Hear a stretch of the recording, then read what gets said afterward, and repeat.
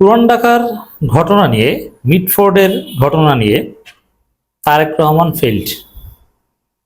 BNP যেখানে ইতিহাসের ভয়ানক নাকানি চুবানি খাচ্ছে পুরান ঢাকার এই ঘটনা নিয়ে, সোহাগ হত্যাকাণ্ড নিয়ে, সেখানে তারেক রহমানের সামনে সুযোগ ছিল যে এই বিষয়ে মুখ খুলে জাতিকে শান্ত করার, জনগণের যে ক্ষোভ তারেক এবং বিএনপির বিরুদ্ধে সেটাকে অ্যাপিস করার।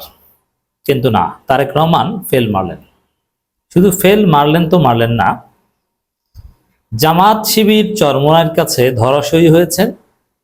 জামাত শিবির চরমোনাইয়ের কাছে তারেক রহমান তার সাপরি এবং তার বটফোর্স নিয়ে চূড়ান্তভাবে পরাজিত হয়েছে। দেখেন, ওই জিয়া বটফোর্সের লোকজন গুজববাজরা যে গুজব ছড়ায়, যে উদ্ভট কথাবার্তা বলে, খুনকে জাস্টিফাই করার চেষ্টা করে, তারেক রহমান একই সুরে সুর মিলালেন। হ্যাঁ, একটু স্মার্টনেস দেখিয়েছেন তারেক রহমান, যে সরকারকে দায়ী করেছেন। হ্যাঁ, ইটস এ স্মার্টনেস, এটাই বিএনপির একমাত্র করণীয়। কিন্তু তারপরও দেখেন, তারেক রহমান কিছু কাজ করেছে যেটা একদম হাস্যকর। এখানে বিএনপি গুজব ছড়িয়ে মুহূর্তের মধ্যে ধরা পড়ে। সেখানে তিনি হাদিস বলেন যে যারা ধর্মীয় চেতনার রাজনীতি করেন তাদেরকে একটা হাদিস স্মরণ করিয়ে দিই, কোনো ব্যক্তি মিথ্যাবাদী হওয়ার জন্য এতটুকুই যথেষ্ট যে যাচাই বাছাই না করে প্রচার করে বা বিশ্বাস করে বা গ্রহণ করে। অথচ দিনব্যাপী তারেক রহমানের লোকজন অনলাইনে গুজব ছড়িয়ে ভরে ফেলেছে। কি, ঝিনাইদহে নাকি বিএনপি অফিসে হামলা করেছে জামাত শিবিরের লোকজন।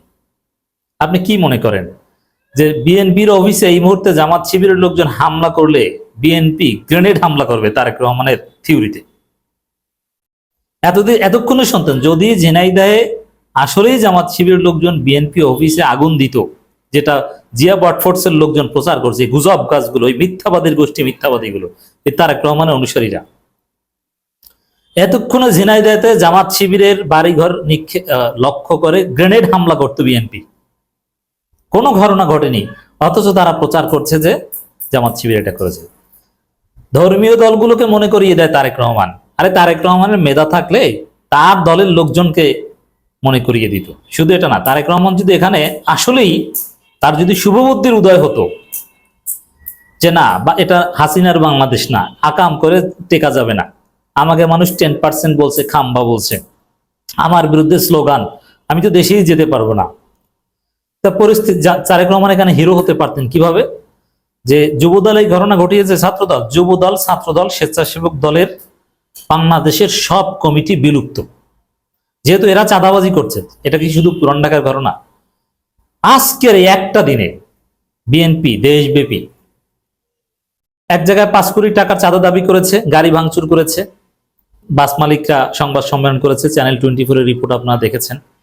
জনগণ নিরাপত্তাহীনতায় ভুগছে, জনগণ বাড়ি যেতে পারছে না, বাস চলছে না, কাজ লাগে, কাজ বিএনপির লোকজন কাজ ভেঙে ফেলে, যাত্রী গায়ে লাগে, গাড়ি ছাড়ে না। আবার আরেক জায়গায় বিএনপির 2 গ্রুপে গোলাগুলি করেছে, আরেক জায়গায় চাঁদা না দেয়, ঢাকায় সম্ভবত কোনো এক জায়গায়, এগুলো সব নিউজ পেপারের রিপোর্ট, বিএনপির লোকজন গুলি করেছে, হামলা করেছে। এর মানে দেশব্যাপী ছাত্রদল, যুবদল, স্বেচ্ছাসেবক দল এই কাজ করছে।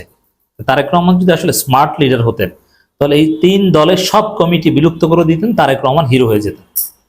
কিন্তু সেটা করেনি। তিনি কি করেছেন, যে মিটফোর্ডের সেই সোহাগের কথা বলছেন, যে যিনি নিহত হয়েছেন তিনি যুব দলের, কিন্তু যারা হত্যা করেছেন তারা যুব দলের না, এরকম দায় মুক্তি দেওয়ার চেষ্টা করেছেন।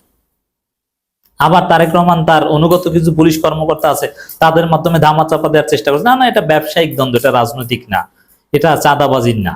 আচ্ছা, এই ডিজিটাল যুগে তারেক রহমান এইসব ফাজলামি করে কি বাঁচতে পারবেন? এটা বিএনপির অফিসিয়াল চাঁদাবাজির ঘটনা, বিএনপির 2 গ্রুপের কামড়াকামড়ি, বিএনপি হত্যা করেছে, বিএনপির এমপি প্রার্থী তারেক রহমান বিশ্বস্ত লোকজন এই ঘটনা ঘটিয়েছে। এটা কোনোভাবেই এটা ধামাচাপা দেওয়া যাবে না। এটা বাংলাদেশের 18 কোটি মানুষ এটা বিশ্বাস করে, এটা বিএনপির লোকজন বিশ্বাস করে, কিন্তু অনেকে বিএনপি করে অস্বীকার করতে হয়, করে। তারেক রহমান চালাক হলে এই যুবদলের সব কমিটি বাতিল করে দিয়ে হিরো হতে পারতেন, কিন্তু না, তিনি কি করেছেন, অন্যান্য ছাত্রীদের মতোই এটাকে ডিফেন্ড করার চেষ্টা করেছেন। না, বিএনপি যুবদল এরা খারাপ না, এরা ভালো। তিনি দলের বিরুদ্ধে জ্বালাময়ী বক্তব্য দিতেন, আজকে যুবদলের বিরুদ্ধে, দেখতেন তারেক রহমান হিরো হতো না। কিছু বলেছে যুবদলের সন্ত্রাসীদের বিরুদ্ধে, কিচ্ছু বলেনি। হিরো হওয়ার সুযোগ ছিল। শুধু তা না, দেখেন দিনব্যাপী গুজব ছড়িয়ে ফাজলামি করে যে ধলাইটা বিএনপির লোকজন দেশব্যাপী খেয়েছে আজকে অনলাইনে, মানুষ যেভাবে ক্ষুব্ধ হয়েছে, বিএনপির ভোট যদি 20% থাকতো, 20%-এর বেশি ভোট বিএনপির নেই, ওটা আজকে একদিনে এক মিটফোর্ডের ঘটনায় 10% হয়েছে, অর্ধেক ভোট কমে গেছে। আপনি জানেন কি হয়েছে? এখন এতে নিয়ে বিএনপির চিন্তা নাই, তারা ভেবেছিল যে আমরা তো ভোট চুরি করব। 10% হয়েছে, তা থেকে আওয়ামী লীগের ভোট যখন 7%-ও ছিল না, তাদের ফিক্সড ভোটারও নাই হয়ে গেছে, তখনও তারা 41% ভোট পায়। বিএনপি ভেবেছিল যে আমরা এইভাবে করব, না সেটা তো হবে না। তো তারেক রহমান এই বাস্তবতা ভুলে গেছেন যে না, ওই চুরি করার সুযোগ নেই। ভোট কমে গিয়েছে এটা তিনি দেখেন নাই। তিনি যুবদলের বিরুদ্ধে বলতে পারতেন না, দেশব্যাপী বিএনপি মিটফোর্ডের ঘটনায় মারা খেয়েছে এক কথায় বললে। এখন তারেক রহমান যে বক্তব্য সামনে আনলেন, তার অর্থ দাঁড়ায় যে জনগণ, জামাত শিবির চরমোনাই, আসলে তো ওরা ভয় পায় শিবিরকে, এই জন্য শিবিরই তো সবকিছুর কলকাঠি নাড়ছে। মানে বিএনপির আকামের বিরুদ্ধে স্পষ্টবাদী শিবির, ওদের গুজব টুজব সব ধরিয়ে দেয়, সব ওদের যুক্তি খণ্ডন করে। এখন তারেক রহমান ডেকে ডেকে বলছেন যে শিবিরের ছেলেরা এক মায়ের পেটের দুই ভাইয়েরা, ছাত্রদল শিবিরকে তো এক মায়ের পেটের দুই ভাই বলেছিলেন তারেক রহমান। তোমরা আমাদেরকে শুধু মিটফোর্ডের ঘটনা নিয়ে মারা দাও কেন? খুলনার ঘটনাটা টেনে এনেও আমাদেরকে মারা দাও, দুইটা একসাথে নিয়ে আমাদেরকে ঢুকাও। একটা কেন ঢুকাও, দুইটা ঢুকাও, সামনে থেকেও ঢুকাও, পিছন থেকেও ঢুকাও। তারেক রহমান এই কাজ করেছেন কিভাবে দেখেন, যমুনা টিভির খবর। গুলি করে রকেটে খুলনায় বহিষ্কৃত যুবদল নেতার খুনের ঘটনায় বিএনপির ভারপ্রাপ্ত চেয়ারম্যানের প্রশ্ন, খুলনায় যুবদল কর্মীকে হত্যা করা হয়েছে, কেন সেটা নিয়ে কথা বলা হচ্ছে না? সে বিচারে দাবি করা হলে কেন বলা হচ্ছে বিএনপি লাশ নিয়ে মিছিল করছে? এই প্রশ্নের জবাব খুঁজতে হবে। দেখেন তারেক রহমান সেন্স কতদূর। খুলনায় যুবদল নেতাকে যে বিএনপিরই আর এক গ্রুপ মাদক নিয়ে দ্বন্দ্বের কারণে খুন করেছে, এটা তো বিএনপি জানে, এটা জাতি জানে, এটা এস্টাবলিশড হয়ে গিয়েছে।